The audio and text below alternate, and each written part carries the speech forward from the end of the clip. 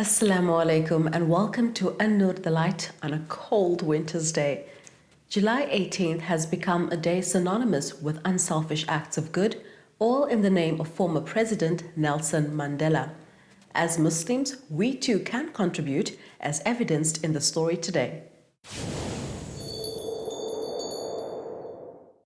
Nelson Rolihlahla Mandela was born on the 18th of July 1918 in the village of Mvezo in the Eastern Cape. As a young boy, he tended to cattle and sheep in the majestic rural areas that surrounded his home. At the age of 23, he finally left the Eastern Cape and moved to Johannesburg, where he would study law and become a freedom fighter. I think one has to recognize that Nelson Mandela, as he is fondly known as Madiba, is a son of this country, is a leader of this country, is indeed a freedom fighter of this country that makes us all proud. Muslim, Christian, Jewish, Hindu. In terms of humanity, we must recognize that Nelson Mandela is most probably one of the most refined human beings that South Africa has ever produced. And in terms of that recognition, I think one needs to be absolutely fair in recognizing the humanity and the great leadership in this human being known fondly to us as Madiba. I think there is much to learn from the personality of Madiba.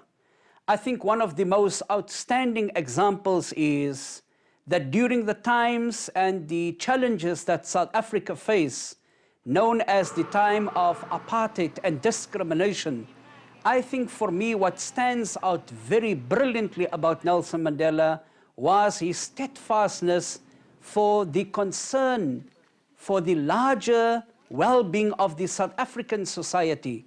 He may have even had the opportunity to have compromised, but his steadfastness on his principles, not purely for his individual interests, but for the interests of the larger South African society, white and black and colored and Indian and all. And that is what we celebrate today, that in the history of South Africa, there has been a human being known as Nelson Mandela who stood very firm on his principles for the future and the well-being of the larger South African society. Over time, he became a respected politician fighting for the rights of black people in South Africa. In 1964, Nelson Mandela and 7 others were sentenced to life in prison, of which he spent 27 years behind bars. He was eventually released in 1990 and would go on to become the president of South Africa. All South Africans enjoy the freedom he fought for.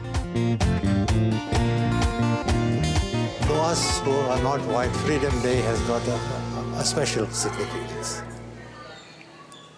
If you think of the apartheid days, just a simple thing, which is simple but very serious, there were these boards all over, non-Europeans not allowed, Europeans only.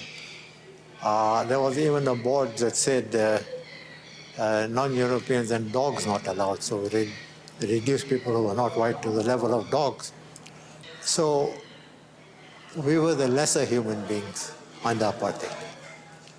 What 94 brought and Freedom Day brought was dignity.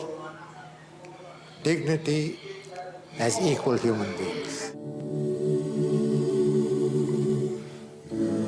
It is in your hands to make of our world a better one for all. July 18 has become known as Mandela Day and seeks to encourage South Africans to dedicate of their time to make South Africa a better place to live in. Nelson Mandela is an icon for, he's an icon for the entire world. Wherever you go, and we've been to many countries, the minute you say you're from South Africa, people are like, where on earth is South Africa? But you say Nelson Mandela's name, they know exactly where you come from and what you represent as a country. And therefore, I think Muslims in South Africa and Muslims around the world would like to associate with the principles of justice, equality that Nelson Mandela stood for throughout his life. We found the Barikal Amal group out in Polokwane. They've done some sterling work in the past with us, putting up a park for disabled children.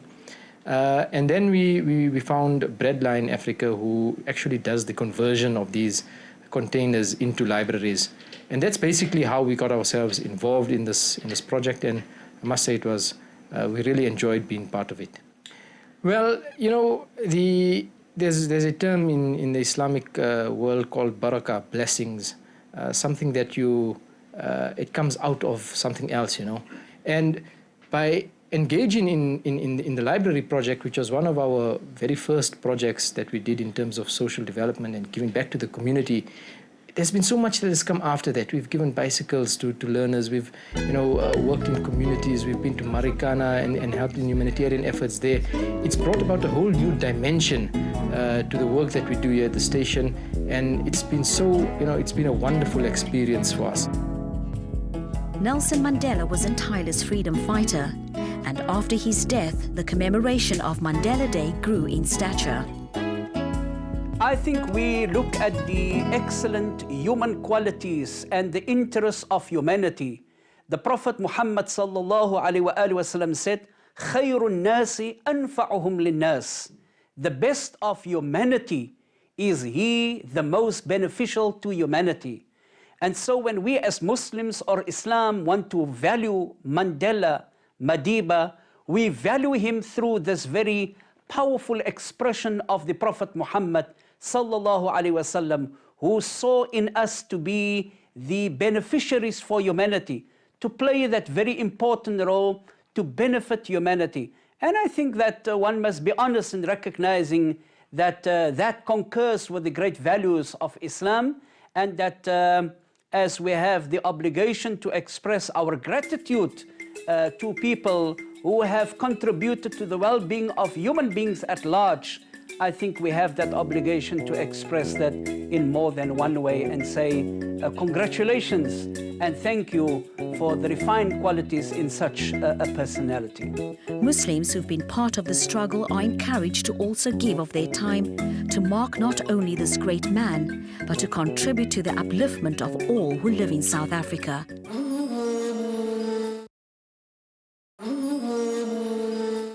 We don't have to wait for Mandela Day. However, we can contribute on a daily basis. A simple act of kindness such as a smile can go a long way in making someone's day. Maulana Zakaria Philander is standing by with this week's Q&A. Assalamu alaikum wa rahmatullahi wa barakatuh. My name is Maulana Zakaria Philander. Welcome to Q&A on An Nur the Light. Our first question was emailed and says, when the presenter of a program on television or radio says Salam, are we sinning if we do not respond to the Salam in this case? I think the motivation for this question is a verse in the Quran where Allah subhanahu wa ta'ala had said, وَإِذَا حُيِّيتُم بِتَحِيَّةٍ فَحَيُّوا بِأَحْسَنَ مِنْهَا أَوْ رُدُّوهَا. That when you are greeted with a greeting, you should respond to it with a similar greeting or better than that. So it is almost compulsory for a Muslim to respond to a greeting. This is only when the person is actually physically in front of you, and it is not compulsory when a person is greeting on television or on radio for that matter. Our second viewer sent us this question on Facebook and asks, I am a male and live with my unmarried sister. I will be away for a week, but a repairman needs to come and fix our bathroom. Is it permissible for my sister to be home alone with this man? I cannot get someone else to be there. The Prophet, peace be upon him, had said, مَا خَلَى رَجُلٌ بِامْرَأَةٍ إِلَّا وَكَانَ الشَّيْطَانُ ثَالِثُهُمَا. A man and a woman who is strangers to one another, they don't spend time alone or in isolation except that shaitan is the third of them. So the answer to this question is, it is not permissible for this lady to be alone in the presence of a strange male, besides the apparent dangers that could be involved in that. So I advise the brother to get someone else to be available when the repairman visits. Our final question comes from Facebook. It is so easy to become desensitized to what is going on. I found myself liking and commenting on pictures of brothers and sisters online who are not living modestly. What advice do you have about posting pictures of oneself online? We are living in an online world basically, and it is important to understand that there are certain etiquette when it comes to posting and when it comes to messaging online. I think the rule here is modesty, and the rule is to not be excessive. If we are going to live our lives online and we are going to be posting each and every scenario in our lives, this can be excessive and it can lead to forgetting our true purpose, which is the worship of Allah subhanahu wa ta'ala and which is interacting with human beings. So when it comes to posting online also, modesty is key, especially when it comes to the human form. It should always be covered properly and it should not be seen, it should not be rude, it should not be vulgar, it should not be obscene. I think that brings us to the end of this set of questions. Until next time, Assalamu alaikum wa rahmatullahi ta'ala wa barakatuh. The Salam Educational Institute was opened by Ahmed Didat and has since then become a place of hope for many young students. We got to tell their stories.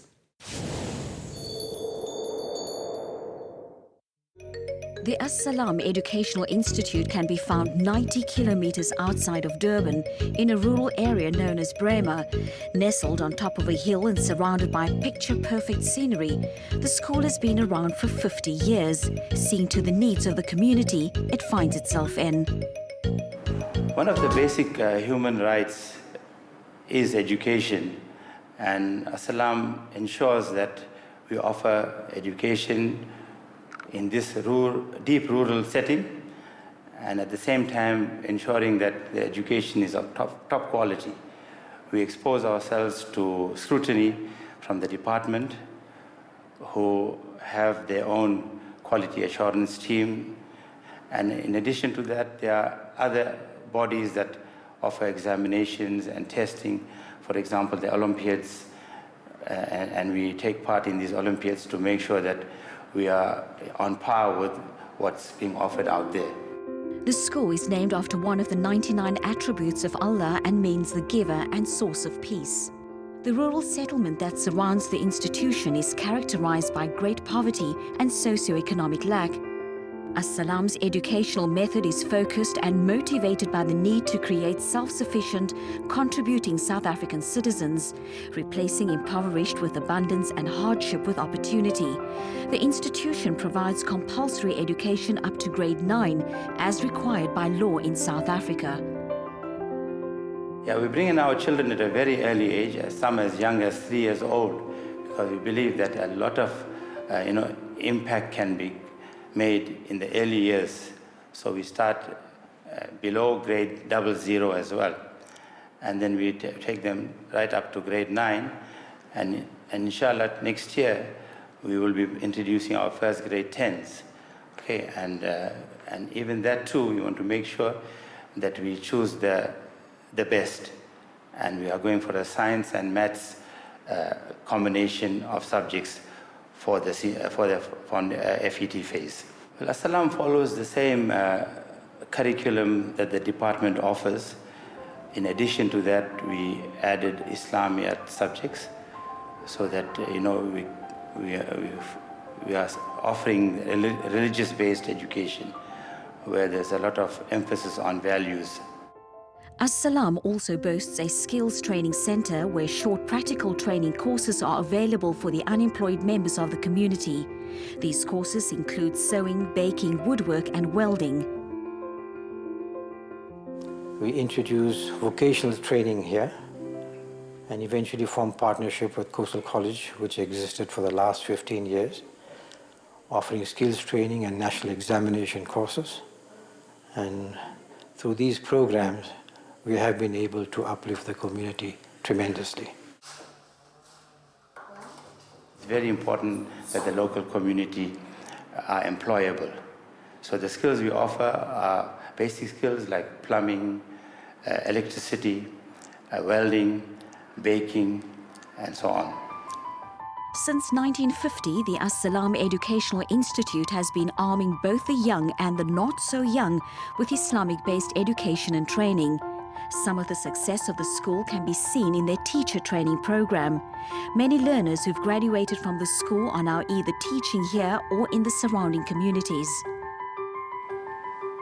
I think nobody can really appreciate what is happening at Salam without visiting the place. Pamphlets can be misleading and brochures can be misleading. So a visit is most important. And it's sad that many South Africans haven't seen Salam yet, despite the fact that Didat came here 60 years ago and the school started 40 years ago. And there are many South Africans that haven't seen a Salam yet. The main objective of the institution is dawah. So through these programs, we are provided with the opportunity to convey the message of Islam to others, and those who embrace Islam to strengthen the knowledge of Islam, so they could go out and convey the message to others, and at the same time play leadership roles, and at the same time, when they leave here, they go away from here with a career that they can follow. Nelson Mandela once said, "Education is the most powerful weapon to change the world and is one of the most basic human rights. A Salam Educational Institute gives both hope and opportunity to enable others to fulfill their potential."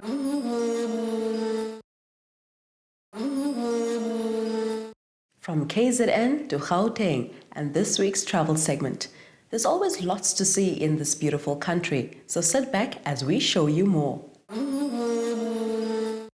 Zoo Lake is probably one of Johannesburg's most famous parks, and even though it's been around for many years, there are always more memories to be had. The name is derived from the Johannesburg Zoo, which is situated right opposite, and while there are no animals roaming there are a number of fun things to see and do. One of the oldest attractions at the lake is the paddle boat ride, where lifelong memories are often created. Zoo Lake boasts a huge picnic area that fills up very quickly over weekends. Birthday parties, brides and family outings are some of the popular ways to enjoy yourself, and the park stays open till late in the summer. Children often delight in feeding of the ducks at the water's edge, or run wild and free for hours on end. No memory of Johannesburg is complete without a visit to this very special place. The reputation of Solly's Corner in Fordsburg stretches not only across the world, but over at least 2 generations of clients. From the moment one steps through the door, you are transported back to the time of your grandparents and parents and the stories they told of eating at the corner shops. Well, this was my mom's idea. She's late now, and she started this business in 1956. Where we had a little corner Lovers Walk in Avenue Road in Fordsburg. And the shop was named Zulfika's. Fordsburg is well known for its eating places, but few enjoy the renown that Solly's does. Their fish and chip special has been a popular item on the menu for as long as the shop's been open, and is still made the same traditional way. Because of the taste of our food, there were people like Winnie Mandela, Ivan Khoza. They all frequent the shop because of the taste. This is a place where so many people have long-lasting memories of both the food and the owners, whose hands-on approach is what built the business into the success it is. As the next generation stands by to take over, there is still some guidance on offer, as Uncle Eunice watches over the orders like a hawk. Long may Solly's live on, not only in word and in deed, but also the satisfied stomachs of all patrons. Hot air ballooning is one of the oldest forms of flying, and where better to do this than the Johannesburg mountain range. This balloon ride is the Johannesburg Scenic Balloon Ride. And of course you see the mountains, which are some of the oldest in the world. You can see forever. And of course we see a little bit of wildlife as well, but not a lot. I don't promise a lot, but this is a scenic balloon ride. One of the best times to do hot air ballooning is early winter, when the views over the Lowveld tend to go on forever. Visitors are welcomed with a cup of hot coffee, which is a welcome treat as the mornings can be quite cold. The reason I'd encourage people to come ballooning is so that I can share what I love, and our pilots can share what they love with other people. And I get people coming up to me from 20 years ago in Berlin. I used to wear this hat anyhow. "Hello, Bill. You don't remember us, but we came ballooning with you 20 years ago." And they remember who was on the balloon with them, what happened. It's wonderful, and that's a great pleasure for me to be able to share that. Hot air ballooning harks back to a bygone era, and the romanticism of it all, coupled with the incredible views, is nothing short of spectacular. This is most definitely a unique experience that will live on in the memory long after the ride is forgotten. That's all we have time for this week. Don't forget to send us your questions for our Q&A segment and also keep us informed of events happening in your neck of the woods. Until next week, I'm Mari Mokwanda, Salam Hantle. Assalamu alaikum.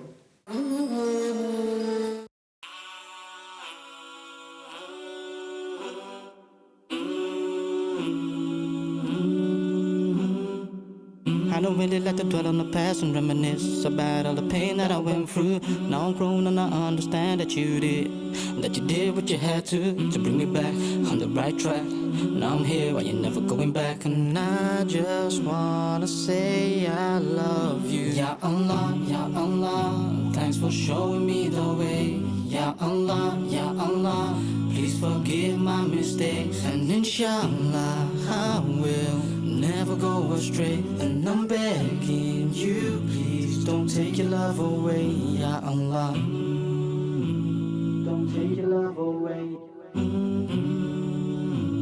Don't take your love away, Ya Allah. Which of your Lord's favors did you deny? Every time I hear that, tears fill my eyes. Done so many things wrong in my life. Wish I could turn back the hands of time, but I can't do that, so I won't bother thinking about what I coulda, woulda, shoulda done different. Am I prepared for the day of resurrection? I think not, so I made the intention that I'm gonna change my life, that's a fact.